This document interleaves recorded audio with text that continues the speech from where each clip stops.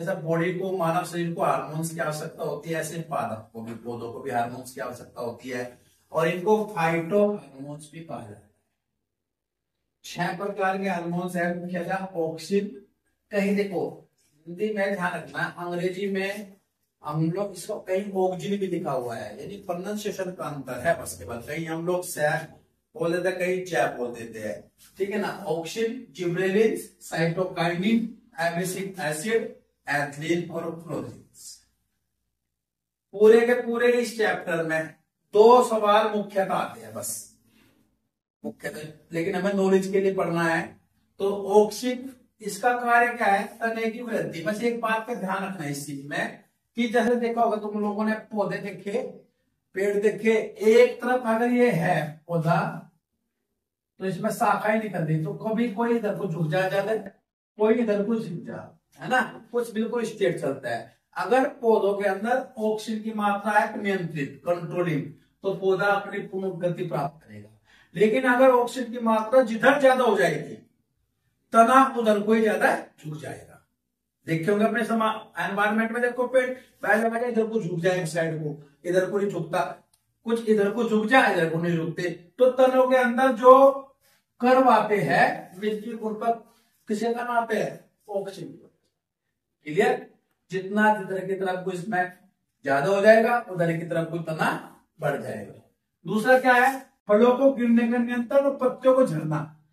फल और पत्तियां है तो हर अंग इंपोर्टेंट, लेकिन अगर फल ही छोटे छोटे पत्ते गिरने लगे या पत्तियां ही झड़ने लगे, पत्तियां अगर झड़ गई तो सबसे बड़ा नुकसान क्या है? पौधे अपना भोजन नहीं बना सकते, क्योंकि पत्तियों के अंदर ही क्लोरोफिल होता है जो कि प्रकाश संश्लेषण क्रिया में सहायक होता है। जब पत्तियां ही नहीं रहेगी तो भोजन नहीं मिलेगा, भोजन नहीं मिलेगा तो पौधे का वृद्धि रुक जाएगा, पौधा मृत हो जाएगा।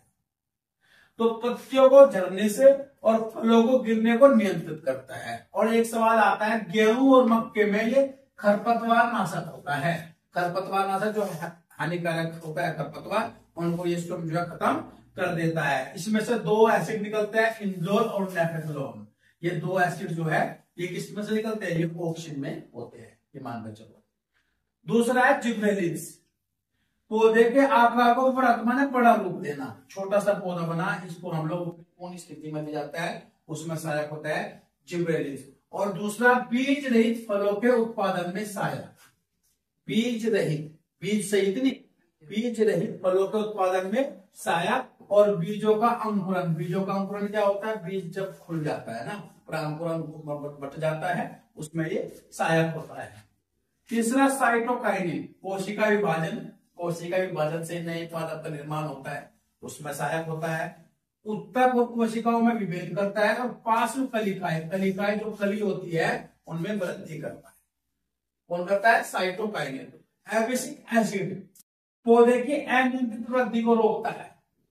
अनलिमिटेड जो हो जाते हैं, एक लिमिट तक तो चलता है, अनियमित को रोकता है। और वाष्पोत्सर्जन की क्रिया को नियंत्रित करता है। वाष्पोत्सर्जन की क्रिया को क्या करता है? ये नियंत्रित करता है। और उसके बाद सबसे इंपोर्टेंट है वो है एथिलीन। एथिलीन पौधे के अंदर गैसीय रूप में रहता है और इसका प्रमुख कार्य क्या है? इसका प्रमुख कार्य फलों को पकने में सहायक। पेड़ का जो फल पक रहा है उसमें एथिलीन, जो हम लोग यहाँ देखते हैं अपने आसपास आम के बाग लग रहे हैं, इसमें लोग स्प्रे करें, है ना, देखे ना भाई, मारा लगेंगे स्प्रे, तो उस पर ही शुरू में तो उन फलों को गिरने के बचाने से कि छोटे छोटे फल आ रहे वे गिरना चाह, उनको कंट्रोलिंग करते हैं। जब इतने बड़े बड़े आम आ जाए ना तो 2 दिन पहले स्प्रे से मारे और उसमें पके हुए दिखा है पेड़ में, तो वो एथिलीन का स्प्रे मारते हैं। पौधों के अंदर ये कैल्शियम और ऑटोमेटिकली रहती है, जब तो पेड़ पर फल अपने समय पक जा, ऑटोमेटिक रहती है। कार्बेट लगा हुआ है, लोग 2 दिन में ही फल पका दें, उसमें से यही गैस निकलती है, ठीक है ना। तो इसे आप कृत्रिम रूप से भी पकाते हैं और परमात्मा तो इसको पौधे के अंदर ऑटोमेटिकली दे रखा है, तो इसलिए एक समय पर जो है फल अपने आप पकने लगता है। तो फलों को पकाने में सहायक है एथिलीन और फ्लोरीन, ये है फूलों को खिलने में सहायक। एक सवाल आता है कि फूल को खिलने में सहायक कौन सा हार्मोन है? वो है फ्लोरीन। क्लियर? तो ये 2 आपको याद करना है मुख्य रूप से। 2 शब्द है सब मिलकर बनाइए, इकोलॉजी, ओइकस और लोगस। ओइकॉनॉमिक्स घर है और लोगस रहने का स्थान, यानी कि पौधों का घर यानी रहने का स्थान, उसका जो वातावरण है उसमें उसके संबंध कैसे है, इसका हम लोग पारिस्थितिकी के अंतर्गत अध्ययन करते हैं। एक सवाल आता है कि पारिस्थितिकी के अंतर्गत किसका अध्ययन करते हैं, पौधे और पौधे के रहने का स्थान और पौधे का आपस में संबंध, वातावरण के साथ उसका संबंध, उसका हम लोग अध्ययन करते हैं पारिस्थितिकी के अंतर्गत। समझ में आ गया। इसके बाद ये सब जो है सबसे पहले 1868 में रिटर्न ने दिया था और इसका अध्ययन का श्रेय जाता है अर्नेस्ट हेगले को। देखो ये दोनों चीजें हैं। अभी एक सवाल जो है प्रोटॉन का है, प्रोटॉन किसने दिया था, सब बोलते किसने दिया था, प्रोटॉन रदरफोर्ड ने, रदरफोर्ड ने नहीं दिया था ये वर्ड, गोल्डस्टीन ने वर्ड दिया था ये, रदरफोर्ड ने तो उसको जो है अध्ययन किया था उसका। और अभी प्रैक्टिस सीरीज करी थी, एक लड़का ऐसे पास कर रहा था कि जिसका प्रोटॉन का तो रदरफोर्ड है, मगर प्रोटॉन का रदरफोर्ड गोल्डस्टीन कौन है भाई, तो मैं ऐसा गूगल पर सर्च कर, फिर मैंने उसको पता गोल्डस्टीन ने जो एक वर्ड दिया था प्रोटॉन, ठीक है ना, इसकी प्रॉपर्टी जो है उसके बारे में जब रदरफोर्ड ने इस चीज को डेवलप किया है, अभी प्रैक्टिस निकाला उसको गोल्डस्टीन का ही उत्तर माना गया था। तो वही चीजें जो है पारिस्थितिकी जो शब्द है वो रिटर्न ने दिया था, लेकिन इसका विस्तृत अध्ययन का श्रेय किसने जाता है, अर्नेस्ट हेगले को जाता है इसका विस्तृत अध्ययन का श्रेय। दो प्रकार का है, एक स्वपरिस्थितिकी, स्वपरिस्थितिकी का मतलब होता है जब एक ही जाति के पौधों का संबंध का हम लोग अध्ययन करते हैं, एक ही जाति के पौधों का हम लोग अध्ययन करते हैं, वो स्वपरिस्थितिकी। और स्वपरिस्थितिकी का मतलब होता है जो विभिन्न जातियों के समूह का हम लोग अध्ययन करते हैं। ये दो प्रकार के होते हैं, जलीय भी और स्थानीय।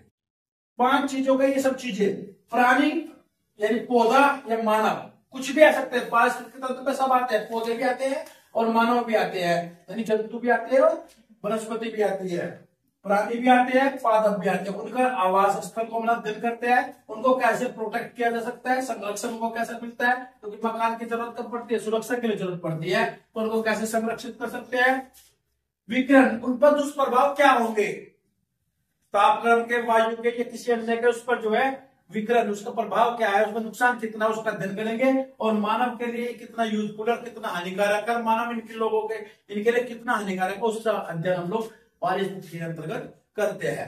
पारिस्थितिकी कारक में जो है 2 चीजें होती है, जैविक और अजैविक। अजैविक का मतलब होता है बायोटिक, जिसमें जीव नहीं होता, बस ध्यान रखना, जिसमें कोई जीव नहीं होता। अजैविक होते हैं, कौन कौन से होते हैं, प्रकाश, ताप, आर्द्रता, वायु और भू-आकृतिक और मृदा, ये अजैविक। एक सवाल आता है निम्नलिखित में से अजैविक को छांटिए या जैविक को छांटिए। जिसका अजैविक है बायोटिक, जिसमें जीव नहीं है, बस चाहे वो पौधों पर इफेक्ट डालता है, प्रकाश भी इफेक्ट डालता है, ताप भी, ह्यूमिडिटी भी, वायु भी, भू आकृतिक भी और मृदा भी। उसके बाद जैसे प्रकाश किसको प्रभावित करता है, पौधे की गति को, बीज अंकुरण को, श्वसन को, वाष्पोत्सर्जन को जो है प्रकाश जो है प्रभावित करता है। नीले रंग में प्रकाश संश्लेषण जो है सबसे कम और लाल रंग में सबसे अधिक। दीर्घकालीन प्रभाव वाला पौधा किसका, वायु, उसका, प्रकाश का लंबे समय तक कौन सा पौधा ऑब्जर्व करता है, हेलमेन गुलाब। अल्पकालीन सोयाबीन और तंबाकू, थोड़ा बहुत मिलता है उस पर भी काम चला जाए और इनकी सेहत पर कोई फर्क नहीं पड़ता। सूर्यमुखी, कपास, टमाटर और मिर्च ये उदासीन होते हैं प्रकाश के प्रति। क्लियर। इसके बाद ताप किस पर प्रभावित है, जीवों का प्रजनन पर। अभी मैंने तापक्रम की बात करी थी कि बसंत के मौसम में टेम्परेचर ठीक रहता है, इसलिए पौधे ज्यादा फूल फल जो भी है इस मौसम में ज्यादा लगते हैं। और देखो ये टेम्परेचर 10 डिग्री से 45 डिग्री टेम्परेचर तक रहना चाहिए पौधों के लिए, 10 डिग्री सेंटीग्रेड से 45 डिग्री सेंटीग्रेड तक रहना चाहिए। वायु किसमें सहायक होता है, भू अपरदन में और परागन में। परागन मैंने कुछ दिन बताया था, जो निषेचन प्रक्रिया होती है स्वयं परागन और परागन जो वायु कीट के द्वारा होता है, वायु के द्वारा, वायु इसमें भी सहायक होता है। जैविक कारक क्या है जी, इसमें तो अजैविक है, ये जैविक है। जैविक में देखो सहजीवन, किस का सहजीवन, जो आपस में 2 पौधों का बीच में संबंध, 2 जीवधारियों के बीच में संबंध जो है वो सहजीवन कहा जाता है। जैसे कवक और शैवाल से मिलकर किसका निर्माण हुआ, लाइफ इनका, इन लोगों का अध्ययन जो है उसके सहजीवन के अंतर्गत किया जाता है। परजीविता, जो भोजन के लिए किसी चीज के दूसरे पर निर्भर रहते हैं, जैसे कवक, जीवाणु और विषाणु। सहजीविता, जो एक दूसरे के साथ एक साथ जीते, खाते, पीते, मरते हैं, ये सब सहजीवी। परभक्षण, जो अपने भोजन के लिए दूसरे को भक्ष लेते हैं, खत्म कर देते हैं। और मृतोपजीवी, जो मृत पौधों पर या मृत जीवों पर जो है अपने जीवन को आश्रित रखते हैं। ये होते हैं सब क्या, जैविक।